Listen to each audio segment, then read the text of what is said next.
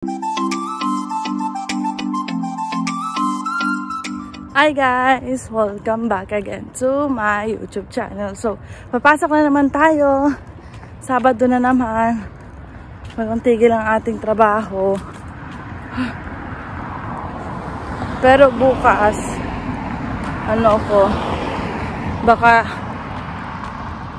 baka, hindi pala talaga. Hindi ako papasok bukas kasi libing ng lola ko. Tatawag ako sa Pilipinas. Mapupuyat tayo kaya hindi tayo makakapasok. Si Marvin maaga pumasok guys. Kasi 4 siya. Gising na siya ata ng 2:30. Naggising din ako. Hindi dahil sa alarm. Dahil hinalikan niya ako sa pisngi 3 beses magkakasunod. Tapos nakatulog uli ako. Basta pamulat-mulat ako kanina. Nakikita ko siya na may dala ng towel. May bibihis na. Tapos yung alis na siya. Malamig na talaga guys. Grabe. Nako, ilang buwan na lang guys makikita niya ang dinadaanan ko. Puro snow na naman yan. Tiis-tiis na naman tayo. Ganun talaga ang life. Okay lang yan. Makakasurvive ulit tayo. Pangalawang snow na namin ni Marvin. Kung, ngayon dadating. So, yun lang guys. Mamaya na lang ulit. Hello guys. Nandito na ulit kami sa bahay. Bali, si Marvin hindi ko na siya pinuntahan sa Yorkdale. Kasi sabi ko, kita na lang tayo sayang. Tapos, tinagpo niya sila Ate Claire. Bale, meron kaming 3 order ng, egg pie. Tapos, may binigay si Ate Claire na ensaymada. Kakainin namin ni Marvin mamaya. Papakita ko sa inyo guys. Ang dami kong ginawa ngayong araw. Sabi na Marvin, sarap umuwi ng maagap daw. So, ang gulo ng buko kasi ang lakas ng hangin sa labas. Bali, nihintay namin sila Kuya John. Galing silang Hamilton. Meron silang binisitang kaibigan nata dito sa Scarborough. Tapos yung dadaan ay kita ka sa salamin. Pakita ko sa inyo tong aking, ito yung bigay sa akin na pajama. Tapos pit na pit na sa hita ko guys. So, lumaki na pala yung hita ko. Gusto Cherry U, Cherry M. Cherry U, Cherry M. Hello guys, meron pala kaming bisita. Nandito sila Kuya John, sila at Nanay Beth from Hamilton. No, Bill. Ay, Oakville pala. Ulit. Galing Oakville. Tapos kasama namin sila Ate Cherry U, Ate Cherry M. Bali po, international student po sila na bagong dating. September po sila. Fall po. Ay, tama ko. Yes. September 5 din po kayo. September 5. Same lang. Tapos, ano nga po yung course ninyo? Business, pareho. Business po. Tapos, naghahanap po sila ng part-time. Baka po meron po kayong mga alam dyan para po magkaroon na po sila agad. Bali, si ate po ay may dadating po siyang family. Kano po ba? Oo, wala pa. Wala pa. Process. Kayo po? Nandito yung husband ko. May work na rin po siya? Yes, meron siyang work. Pero siya, open din siya for part-time. Para part-time natin, baka matulungan ko yan din sa dati kong work. Okay. Panggabi po siya parang 6 to 12 po or 5 5:30. 5:30 to 10:30. 10:30 po. Okay din po din dati doon ako nagto-13 hours dati kasi hindi siya minimum. Tapos pag nag-overtime minsan, pag kailangan nila ng duty ng umaga, pwede siyang dumuti, tapos 13 hours siya, tapos ang per hour niya abot ng 25 per hour pang overtime, mga ganon.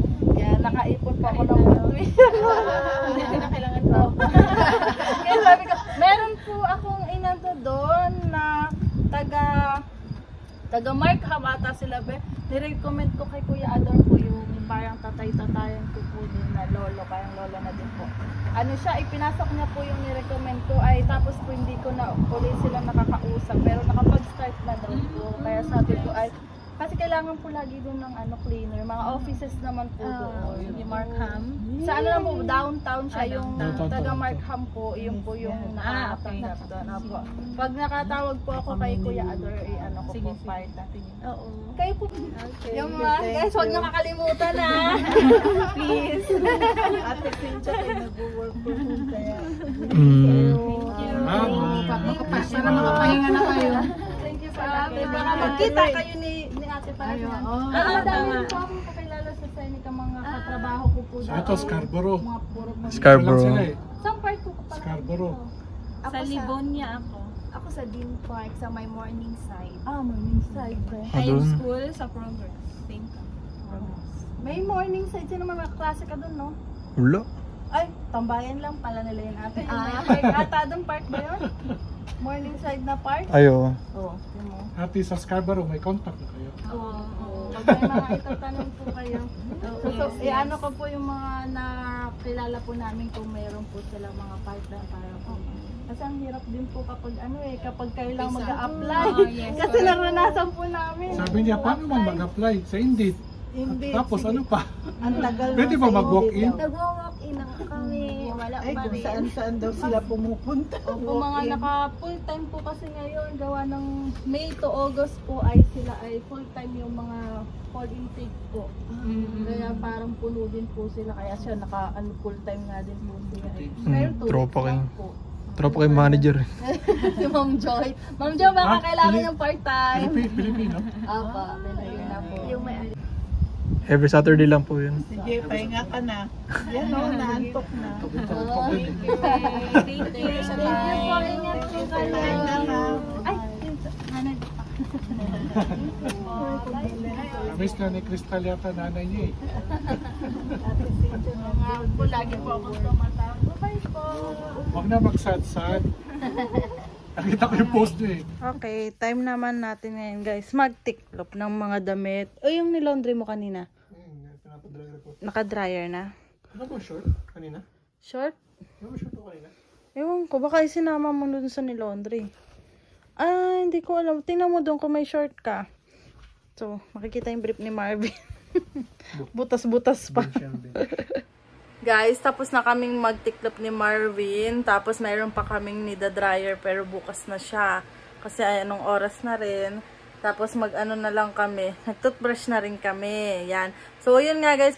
Ang dami na rin sa akin nagme-message uli ng mga bagong dating na international student na naghahanap po ng work. So, baka po meron po kayo dyan uli na may re-recommend na trabaho po. Mga part-time, 20 hours per week lang po sila. Tapos, meron po yung iba na kasama na open work permit po na malaking tulong din po para sa mga international student. Dahil po yung open work permit, pwede siyang magtrabaho ng full-time, tapos pwede pa siyang mag-part-time. So, subukan po natin silang i-ano din po dun sa dati kong work na panggabi, yung mga full-time. Ha? Baka itatry lang din po natin kung may hiring din dun sa dati ko pong trabaho para po ma-ano din namin. Tapos mag-ask din po ako dun sa mga iba pa po naming na-meet, nakilala siya kay mga ibang international student na nagpa-part-time kung may hiring po sa kanila para po matulungan natin yung mga bagong dating po na international student kasi hindi po, syempre, hindi po basta-basta yung mga gastusin dito talagang hindi matatapos yung mga bills po natin. Kailangan talaga meron tayong kahit extra income, kahit may bit-bit ka po dito na pera galing sa Pilipinas, ipon nyo. Kung di ka magwo-work ng part-time, maubos din po talaga lahat yan. Kasi may iba po kaming mga nakausap na ano po na hindi, akala nila sapat na yung dala nilang pera kahit di sila magtrabaho. Pero sobrang laki pala ng expenses talaga dito sa Canada na yung inipon nila ng ilang taon, naubos lang ng for 1 year na dapat daw ay for 2 years daw po nila dapat yon. Sabi ko, shit, ang laking pera nun. Kaya sabi nila, dapat talaga pag pupunta ka dito, ready ka talaga, ready ka sa mga expenses, ready yung katawan mo na magtrabaho talaga, na magtatrabaho, pagod katawan mo, tapos stress sa pag-aaral kasi hindi rin naman basta-basta rin yung aral dito. Syempre, minsan, pag tuwing exam na, ang daming pinapagawa, may isip mo din na, shit, kaya ko ba to, ganyan-ganyan, dahil, syempre, hindi mo lang basta pinulot yung perang pinambayad mo sa tuition, di ba? Sobrang mahal ng tuition dito, kaya dapat hindi ka babagsak talaga sa mga subject mo. Ang hirap bumagsak kasi panibagong bayad, tapos possible pa na kapag hindi available yung subject mo, sa ibang sem mo siya makukuha. Next sem or susunod na sem, mangyayari na, malilate ka ng malilate ka ng tawag dito. Malilate ka ng pag-graduate, guys. Possible din na mag-extend ka ng visa ng international student. Hindi ka pa makapag-PGW. Ay, ano nga yun? PGWP. Hindi ka makakapag-PGWP agad dahil nga hindi ka pa tapos sa mga mo. Syempre, pag nag-PGWP ka, doon ka na mag-start mag-full-time kahit nga may full-time ka, may part-time ka pa, 'di ba? Kasi syempre yung iba, hindi naman sila pumunta dito na talagang sariling pera nila 'yan. Yung iba, galing yan sa parents, tulad ng parents, sa kay Marvin, galing sa parents, babalik pa namin. Yung iba naman, utang nila sa bangko. So, parang yung ibang nagpunta dito, habang nag-iipon sila ng pang-tuition nila, kasama ang open work permit, meron pa silang binubukod na pera monthly kasi nagbabayad pa sila dun sa niloan nila sa Pilipinas. Kaya talagang stress talaga yun. Kami medyo nabawas-bawasan ang isipin namin kasi syempre, hindi tulad nung una na talagang ang layo ng iniisip namin dahil nga ilang dalawang tuition pa, yung babayaran namin, ganyan. Tapos, mga bills pa namin every month, malaki din, kahit sabihin mong binabudget namin. Paano pa kaya dun sa ibang mas malaki yung kanilang expenses? Kasi, syempre, nagtaasan nga yung mga bayarin, pagkain, bahay, ganyan.